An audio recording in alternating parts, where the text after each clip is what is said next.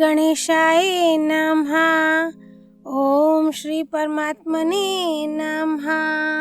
संक्षिप्त गरुड़ पुराण आचार कांड अध्याय 221 और 222।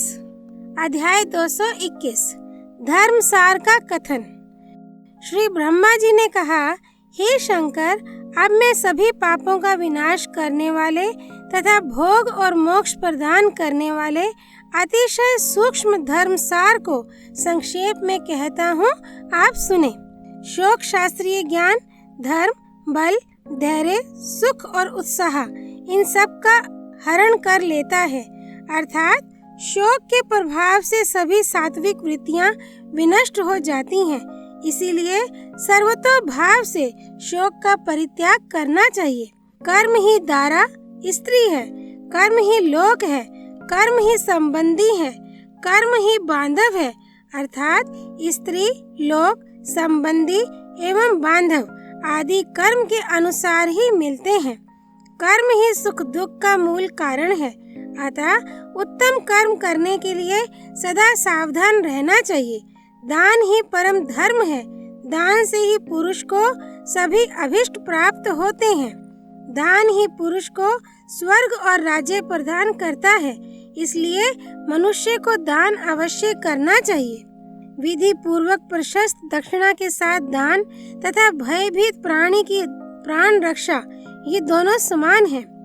यथा विधि तपस्या, ब्रह्मचर्य, विविध यज्ञ एवं स्नान में जो पुण्य प्राप्त होता है, वही पुण्य भयभीत प्राणी के प्राणों की रक्षा से प्राप्त होता है।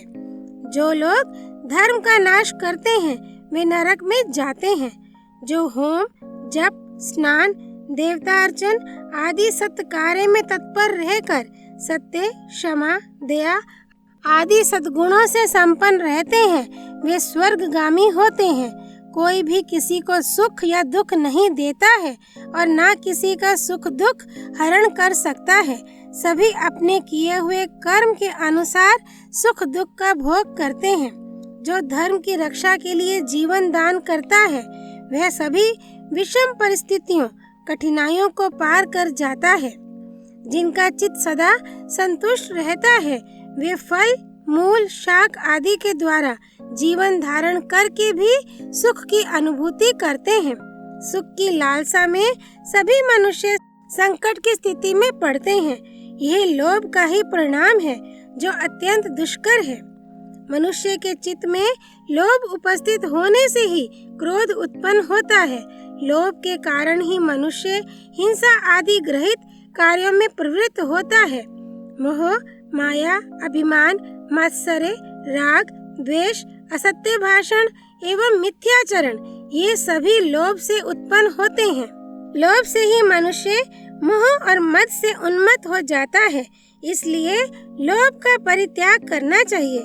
जो शांत व्यक्ति लोभ का परित्याग करता है, वह सभी प्रकार के पापों से रहित होकर परम लोक को प्राप्त करता है। हे महादेव, देवता, मुनि, नाग, गंधर्व, गुह्यक गण, ये सभी धार्मिकों की पूजा करते हैं। धनाढ्य और कामी व्यक्ति की अर्चना कोई भी नहीं करता है। अनंत बल, वीर्य, प्रज्ञा और पौरुष के द्वारा किसी दुर्लभ वस्तु को यदि मनुष्य प्राप्त कर लेता है, तो इसके कारण किसी को ईर्ष्यावश, शोकाकुल या दुखी नहीं होना चाहिए। सभी प्राणियों के प्रति दया का भाव रखना, सभी इंद्रियों का निग्रह करना और सर्वत्र अनित्य बुद्धि रखना, ये प्राणियों के लिए परम श्रेयस्कर है। मृत्यु सामने वर्तमान है, ये समझकर जो व्यक्ति धर्माचरण नहीं करता, उसका जीवन बकरी के गले में स्थित स्तन के समान निरर्थक है। हे वृषध्वज, इस लोक में गोदान से बढ़कर कोई दान नहीं है। जो न्यायोपार्जित धन से प्राप्त गौ का दान करते हैं, वे अपने संपूर्ण कुल को तार देते हैं। हे वृषध्वज, अन्न दान से श्रेष्ठ और कुछ भी दान नहीं है, क्योंकि संपूर्ण चराचर जगत अन्न के द्वारा ही प्रतिष्ठित है। कन्यादान, वृषोत्सर्ग, जप, तीर्थ, सेवा, वेदाध्ययन, हाथी, घोड़ा, रथ आदि का दान, मणिरत्न और पृथ्वी दान, ये सभी दान अन्न दान के 16वें अंश की भी बराबरी नहीं कर सकते हैं। अन्न से ही प्राणियों के प्राण, बल, तेज, वीर्य, धृति और समृद्धि ये सभी प्रतिष्ठित रहते हैं। जो कूप, वापी, तड़ाग और उपवन का निर्माण कर लोगों की संतुष्टि के लिए प्रदान करते हैं, वे अपनी 21 पीढ़ियों का उद्धार कर विष्णु लोक में प्रतिष्ठा प्राप्त करते हैं।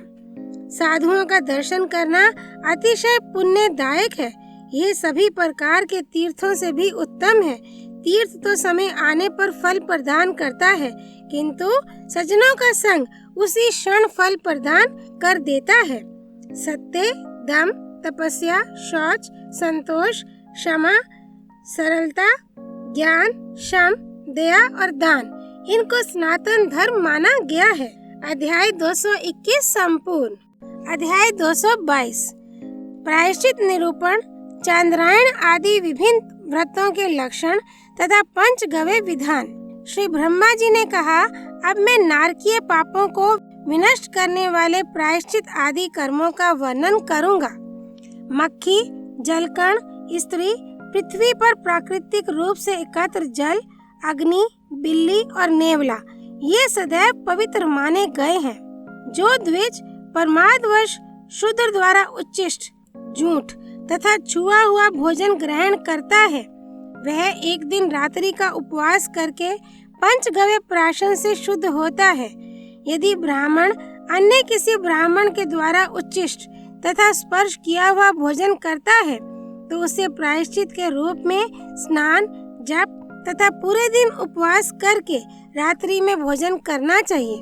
मक्खी और केश युक्त भोजन करने पर तत्काल वमन क्रिया करने से शुद्धि हो जाती है। जो मनुष्य किसी भोज्य पदार्थ को एक हथेली में रखकर दूसरे हाथ की एक अंगुली या पूरे हाथ से खाता है और उसके बाद जल नहीं पीता है, तो उसे एक दिन और एक रात्रि का उपवास करना चाहिए। एक हथेली में रखकर दूसरे हाथ से भोजन कर जल भी पी लिया जाए तो और कठिन प्रायश्चित विहित है, क्योंकि ऐसे भोजन में बिना संकोच पूर्ण संतुष्ट होने का भाव स्पष्ट है। पीने से बचे हुए तथा बाएं हाथ से ग्रहण किए हुए जल का पान करना मदिरा पान के समान होता है। चमड़े के पात्र में रखा गया जल अपवित्र होता है, उसे नहीं पीना चाहिए। यदि किसी द्विज के घर अज्ञानवश ही कोई अंत्यज निवास कर ले, तो उस द्विज को शुद्धि के लिए चांद्रायण अथवा प्राक व्रत करना आवश्यक है। ब्राह्मण के घर में शूद्र का प्रवेश होने पर तथा बाद में जानकारी होने पर ब्राह्मण को प्राजापत्य व्रत करके प्रायश्चित करना चाहिए। जो ब्राह्मण घर में शूद्र के प्रविष्ट होने पर पकवान का भोजन करता है, उसे अर्धकृच्छ्र व्रत करना चाहिए। अर्धकृच्छ्र व्रत के योग्य जो अशुचि है, उसके घर में अन्य कोई ब्राह्मण यदि भोजन करता है तो उसको भी 1/4 कृच्छ्र व्रत का पालन करना चाहिए। जो द्विज, धोबी, नट एवं बांस और चमड़े से जीविकोपार्जन करने वालों के द्वारा अर्जित अन्न का भोजन करता है, उसे चांद्रायण व्रत करना चाहिए। चांडाल के कुएं अथवा पात्र में स्थित जल का पान अज्ञानवश भी जो ब्राह्मण कर लेता है, उसे शांतपन व्रत करना चाहिए। वैश्य के लिए यह प्रायश्चित आधा ही माना गया है। यदि कोई शूद्र उक्त निषिद्ध जल का पान करता है, तो उसको तत्संबंधित व्रत का 1/4 प्रायश्चित करना चाहिए। अज्ञानवश ब्राह्मण के घर अंत्यज के प्रवेश हो जाने पर उस ब्राह्मण को 3 कृच्छ्र व्रत करना चाहिए। अंत्यज के घर में आ जाने मात्र से उत्पन्न अपवित्रता का निराकरण प्राक व्रत के अनुष्ठान से होता है। अंत्यज के द्वारा उच्छिष्ट भोजन करने पर द्विज चांद्रायण व्रत करने से शुद्ध हो जाता है।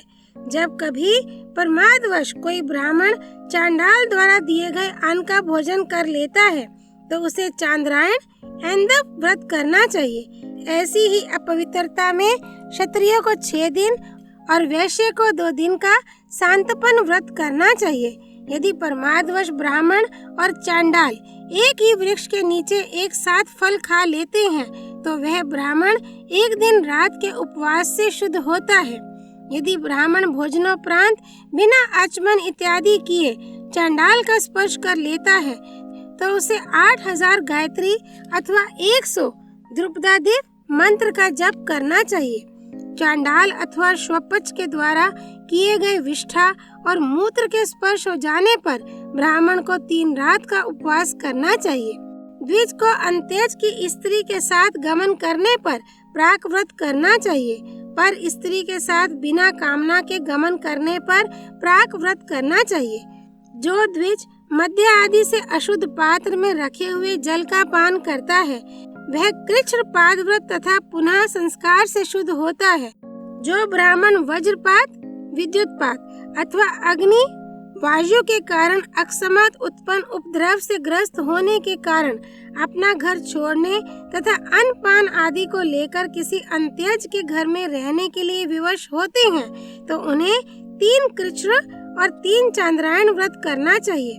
मुनि वशिष्ठ ने तो उक्त निषिद्ध कर्म करने पर ब्राह्मण के लिए पुनः जात कर्म आदि संस्कारों के द्वारा शुद्ध होने का विधान बताया है।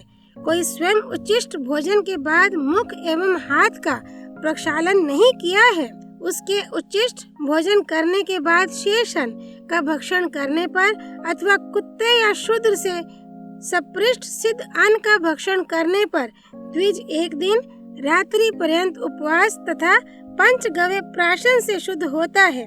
यदि ब्राह्मण किसी वर्ण बहिष्कृत व्यक्ति के द्वारा छू लिया जाता है तो उसे 5 रात्रियों का उपवास करना चाहिए। अविच्छिन्न गति से गिरने वाली जलधारा, वायु के झोंकों से उड़ाई गई धूलि के कण, स्त्री, बालक और वृद्ध कभी दूषित नहीं होते। स्त्रियों का मुख, पक्षियों के द्वारा गिराया गया फल, प्रसव काल में बछड़ा तथा हरिण का शिकार करते समय कुत्ता सदैव पवित्र रहता है। जल में रहने वाली वस्तु जल में और स्थल में पाई जाने वाली वस्तु स्थल में अपवित्र नहीं होती है। धार्मिक कृत्य करते समय पैर का स्पर्श हो जाने पर द्विज आचमन द्वारा शुद्ध हो जाता है। जिस कान से पात्र में मदिरा नहीं लगी है, यदि वह अन्य किसी कारण से अपवित्र हो गया हो तो पवित्र भस्म के द्वारा मांजे जाने पर शुद्ध हो जाता है। मूत्र या मदिरा के द्वारा अशुद्ध पात्र को अग्नि में डालकर शुद्ध किया जा सकता है।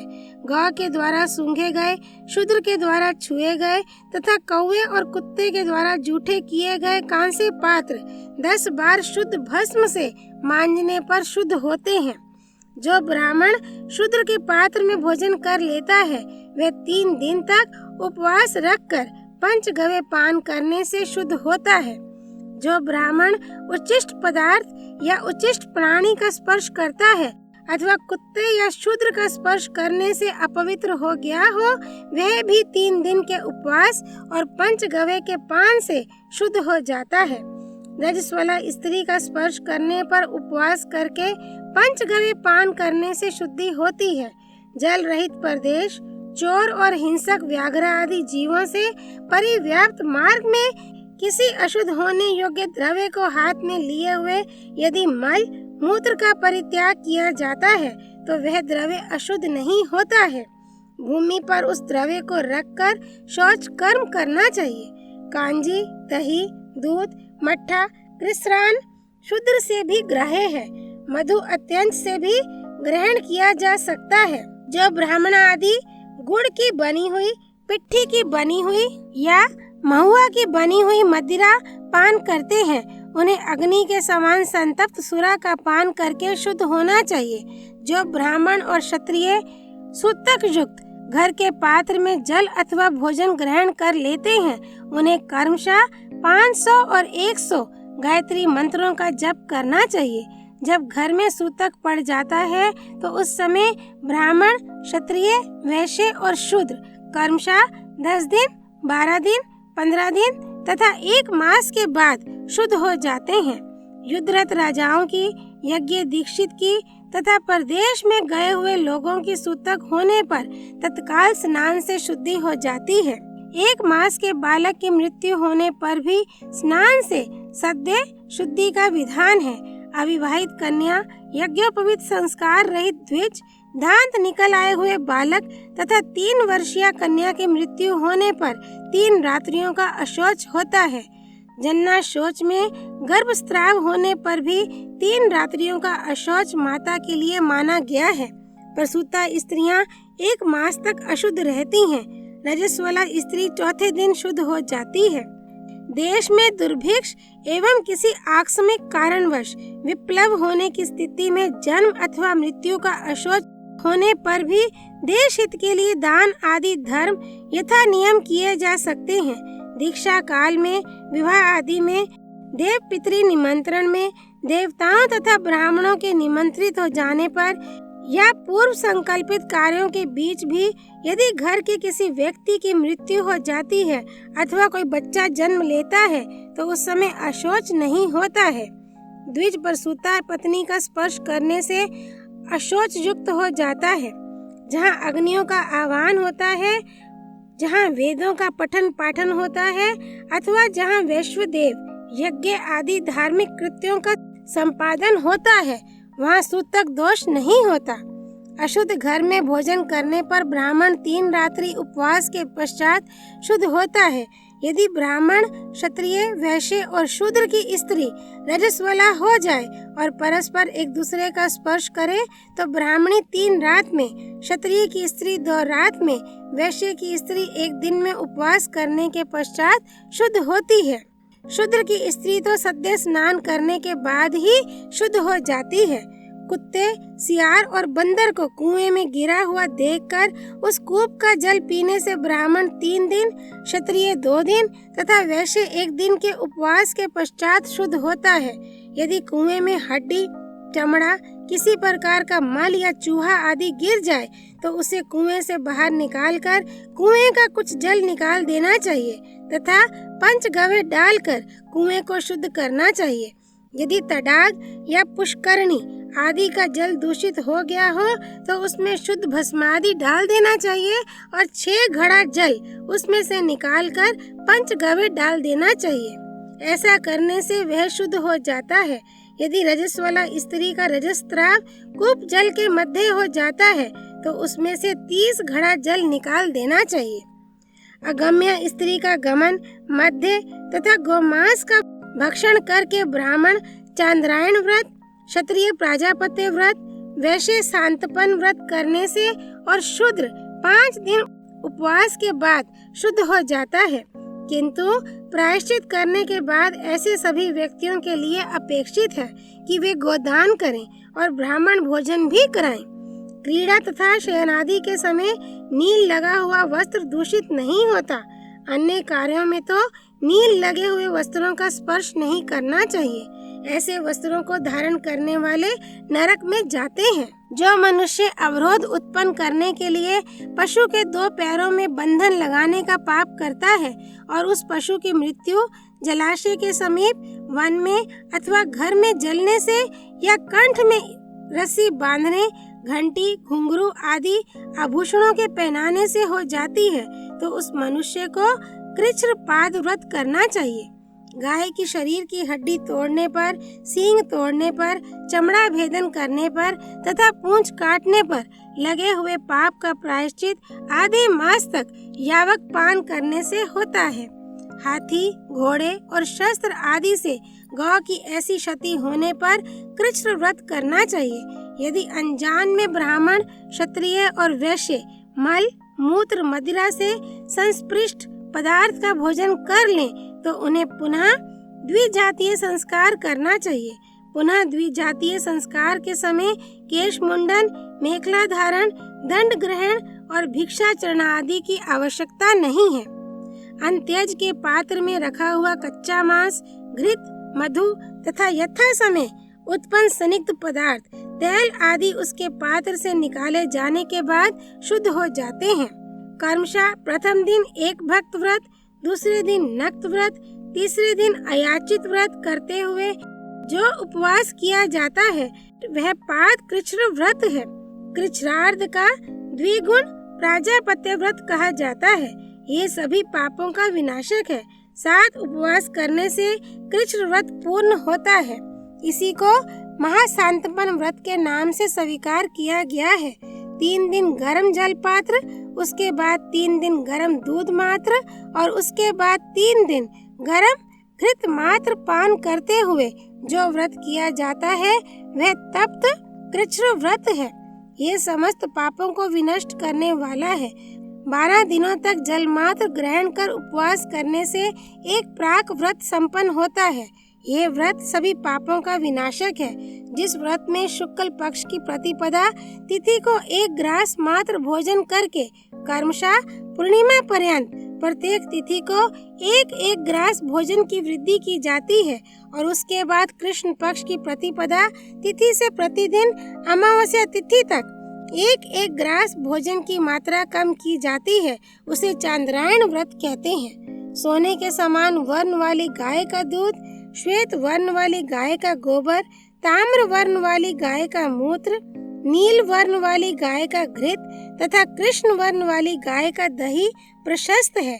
इन चारों के साथ कुशोदक मिलाकर जो पदार्थ तैयार किया जाता है उसको पंचगव्य कहते हैं। इस मिश्रण में गोमूत्र की मात्रा 8 माशा, गोबर की मात्रा 4 माशा, दूध की मात्रा 12 माशा, दही की मात्रा 10 माशा और घृत की मात्रा 5 माशा कही गई है। इस विधि से तैयार किया गया पंचगव्य सभी मल्लों का विनाशक होता है। अध्याय 222 संपूर्ण। त्वमेव माता च पिता त्वमेव, त्वमेव बन्धुश्च सखा त्वमेव, त्वमेव विद्या द्रविणं त्वमेव, त्वमेव सर्वं मम देव देव। श्री विष्णु नारायण भगवान की जय। श्री विष्णु अवतार भगवान धन्वंतरी जी की जय। भगवान रुद्र की जय। गरुड़ पुराण की जय। श्री हरि अर्पणमस्तु।